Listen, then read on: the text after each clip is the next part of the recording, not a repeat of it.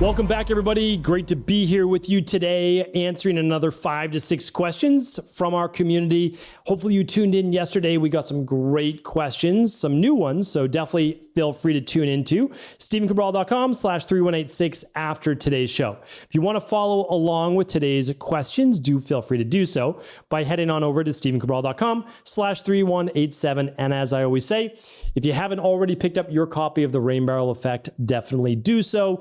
You'll learn about the top 10 toxins that we are exposed to and the de-stress protocol of exactly what I use in my practice. All the information in that book is literally, it's everything we do in our practice. And the nice thing is the book is free. You can head to StephenCabral.com/free book. You just pay for the shipping. And if there's, which by the way, we pay a little over $7 to print the book, you pay about $7 to ship it.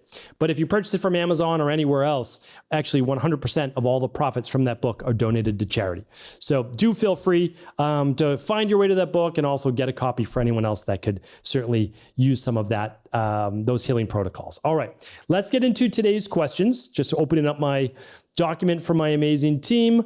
Today, as I said, was episode 3187. So let's scroll on down to 3187. Here we go.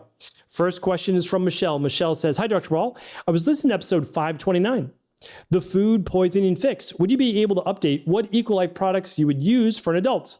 I think they may be new names or updated formulas since the last podcast. Thanks for all you do." Yeah, you're right. Episode 529 would have been year 2 of the show. That would have been somewhere around 2017. So it's great for you to write back in. I appreciate you tuning into that show. So everything I said on that show still holds true. Different updated products, that's all. And so you can still use that. And again, you'd be good. And that's the nice thing about natural health and going by science, like real rigorous science, but also relying on 6,000 years of Ayurvedic medicine. So I can always check myself from today's modern day science against ancient Ayurveda.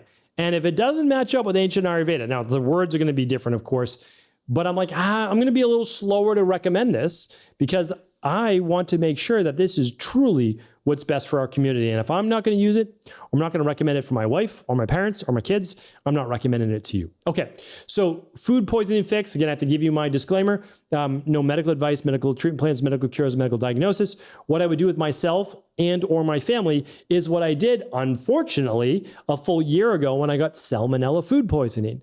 I, unfortunately, decided to eat chicken where I got a rotisserie chicken. And it was from a store that I have gotten it from before. It's organic, pastured chicken, rotisserie. I got it earlier in the day. They had just put them out. It wasn't fully cooked through.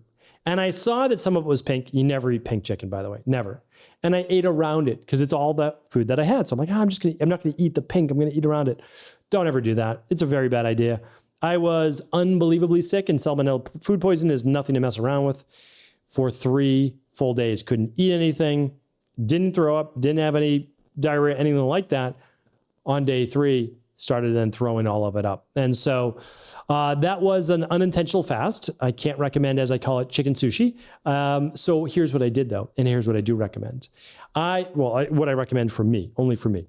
So I used what is called our limited CBO protocol. It's not our full CBO protocol. And I'm going to just tell you what it is. It's citracidal drops. It's GI balance. And then I added in the universal binder. That's what I did.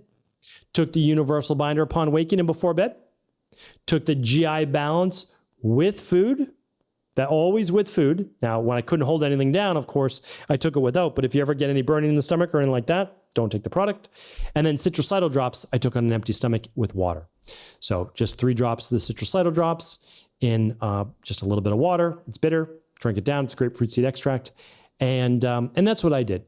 And then after that, I will always use what's called the clean gut probiotic to replenish the gut. So you can use that from anywhere from 1 week to 4 weeks if you'd like. All right. So that's what I use. Again, no medical advice, but that's what I did. And that's what I recommend in our practice. Okay. But of course, if you have real food poisoning, do seek medical help. Lynette's up next. I've been trying to eliminate plastic from my kitchen and life after hearing you speak about the dangers of plastics on several podcast episodes earlier this year. It's just so hard to find safe replacements for everything. What are your thoughts on melamine and silicone? Are these safe plastics? Is using silicone lid on my ceramic commuter coffee cup safe? What about silicone backware? What about melamine for outdoor picnics? Thank you for your insights into navigating the world of safe plastics. Totally understand. And this is a real topic. I know that it's a pain. I understand all of that. But when you look at the research on the level of nanoplastics and microplastics we have in our body, it is awful. I mean, absolutely awful. So yes, just doing our best. I can tell you for sure, we're not plastic free in our house, but we don't use the saran wraps. We don't use plastic storage things. Here's what we do. We use glass, like the Pyrex type glass, and we use then the silicone covers for those. So that's pretty straightforward. It never touches the food. We don't use melamine. I think that's how you pronounce it, melamine. Melamine is not bad. However, if you heat it, if you scratch it, any of those, it has like flame retardant based properties, and it's not the best. It can be not great for your kidneys, but you have to like actually ingest it. So if you're not ingesting it, then really like not as big a deal. Silicone we do use. So no doubt about it. We use glass, we use silicone. If we were doing a picnic, we use compostable bamboo plates, compostable, it's not plastic, compostable, cutlery. What else? I'm using a mason jar. So like we use glass to drink out of. We just reuse the glass. That's mainly what we do. So hopefully that's helpful. Again, not perfect, but certainly that is what we do. And then the silicone, I don't have an issue myself with a silicone lid. All right. It's T-A-N-A. Tana is up next. Hi, Stephen. I cannot drink tap water without completely losing my mind. I get crazy emotional and unstable. I drink extremely filtered water, but not reverse osmosis. But if I shower with the filter, I lose all my color and muscle and can't even function and feel completely devoid of all nutrition no matter what I do. I have SIBO and I'm waiting on a metals and minerals test to come back. Okay, so let me see if I can help you with this. Can't drink water without completely losing my mind. Tap water. Okay. So, let's think about what's in tap water. So fluoride is in a lot of tap water. Chlorine is in a lot of tap water. Sometimes there's pharma drugs, believe it or not, in a lot of tap water. And then there's basic minerals. Okay. So you filter water and then you seem to be okay. But extremely filtered, but not reverse osmosis. I don't know what's extremely filtered, but not reverse osmosis. I'm trying to think right now because reverse osmosis is basically like how you really filter it. But let's just say you take most things out. Great. So maybe it's the metals that you have an issue with. But if you shower with a filter, you lose all of your color and muscle and can't even function completely devoid of all nutrition no matter what. I don't fully understand that, and I want to be able to help and feel completely devoid of all nutrition no matter what you do. Well, maybe there is an answer to this that I can help you with. So there is something called vasomotor, V-A-S-O, motor dysfunction. And what happens is when people enter a really hot environment, a really cold environment, or maybe a shower and the water's hitting them, for them, they have a great nervous system imbalance because maybe a lot of anxiety, a lot of stress, or a lot of trauma, and their body switches on those sympathetic nervous system tone fibers, pulls the blood away from the skin itself, more into the muscles to get ready for fight or flight. And then it pulls it away from your stomach and digestion as well. So I'm wondering if this is what's called vasomotor dysfunction. Again, I'm not giving you a diagnosis, but I would absolutely look into this. This happens with high levels of stress, high levels typically of anxiety, worry, overwhelm, or previous trauma. And if that's the case, again, I recommend working with a good integrative health practitioner, level 2, or naturopathic doctor, or equal life coach, and a therapist that can help you with both the mental side, emotional side, and will help you with the physical side to get rid of the underlying gut-based issues that can affect emotions, heavy metals, etc. So hopefully that was a helpful place to get started. And, again, we wish you all the best. There's always an answer, though. And hopefully I was able to help point you in that right direction. All right, Alicia's up next. Hi, Dr. Wall. My question is, I'm reading your Rain Barrel Effect book and came across a chapter where you talk about medications, and quote me if I'm wrong, but I read that they are only needed in life-saving events. I've struggled with my mental health since a teenager. I'm 45 years old, mom with kids that I care for. I've tried to get off psychiatric medication several times and replace it with natural supplements with little success. It's been very hard, and I have responsibilities to maintain. It bothers me to have to take medications. Do you consider this to be a life-saving illness? Any help is most appreciative, and I'm following your protocols for optimal health. Yeah. All right. Well, I'm happy to answer this. So I would consider this life-saving. Yeah, absolutely. So that's why I'm not against pharmaceuticals. If you are not able to be there for your kids, your family, yourself, that's a perfectly acceptable reason to use medication until you find your underlying root cause. So I want to rephrase this. I only recommend medications in life-saving conditions or until you find that underlying root cause. So both can be true. I don't know so with let's call it the psychiatric medications. Okay. Well, you could have candida overgrowth, SIBO, parasites, H. pylori, some gut dysfunction, which affects the gut-brain axis, because the enteric nervous system around your gut, literally speaks to your brain. And it speaks to it through that vagus nerve. So absolutely a possibility. You might be low on methylated B vitamins, B12, B6, folate. That's a possibility. You might be low on vitamin D. You might be too high on stress hormones like cortisol, which lower your serotonin and GABA over time.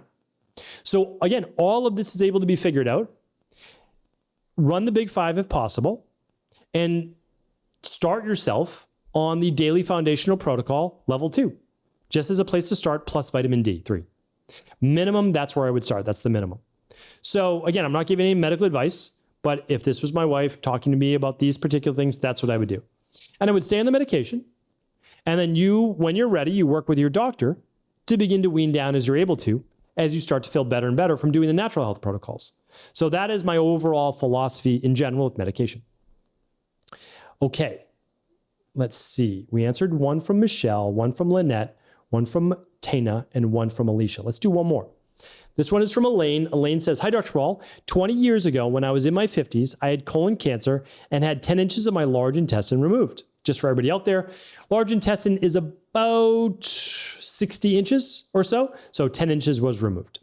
I've had digestive troubles ever since, although one of my doctors said that the cause of my troubles might be because I don't have a gallbladder. That might be true as well. So I had gallbladder removed. It was removed a few years before I had colon cancer. Now I'm in my 70s and I'm having trouble with neuropathy. My doctor said my B12 levels were low, so I prescribed a high dosage thinking that would help. But the B12 seems to be making my digestive troubles worse. I'm wondering if not having part of my large intestine could be preventing me from absorbing vitamins and causing digestive issues. What would you recommend for figuring out the root cause of my stomach issues and my neuropathy? Okay, great questions. So what conventional medicine tries to do, and it's not that they're not trying to help you, they are, but they're looking for the single silver bullet fix. Oh, you have neuropathy, maybe it's B12. We're just going to give you a mega dose of B12. Okay, the body does not work in mega dosages. The body works in synergies. Could be B12, but it could also be B9 and B6. So that's why we use something called activated B complex. My opinion, again, I don't have any of your labs, but if possible, we're running the Big Five labs. We're looking at omega-6s to omega-3s. We're looking at hormone levels, cortisol levels, overall sleep, heavy metals, vitamins, minerals, gut function. Like we're running the Big Five. That's at stephencabral.com/Big Five. And if you can't do the Big Five, check out the vitamin tox test. And you can search that at stephencabral.com/shop. It's all right there. And that's what we would do. Okay, let's say testing is out of the equation. Well, if you want to cover all of your bases for the most part in terms of vitamins and minerals and all that good stuff, I would do the daily foundational protocol level 2 plus vitamin D3, 2,000 to 4,000 IUs a day, which is 50 to 100 micrograms a day. So that's where I would start. Again, I'm not giving any medical advice, medical treatment plans, medical cures, medical diagnosis, but I'm trying to help. And so we need to at least look for that underlying root cause. Now for me, if I have digestive issues, I'm without a doubt running the big 5, or I'm running the big 3, which is the gut bundle. And that looks at food sensitivities. It looks at candida overgrowth, bacterial overgrowth, all that good things. But again, to simplify it, big 5 if possible. If not, vitamin tox test.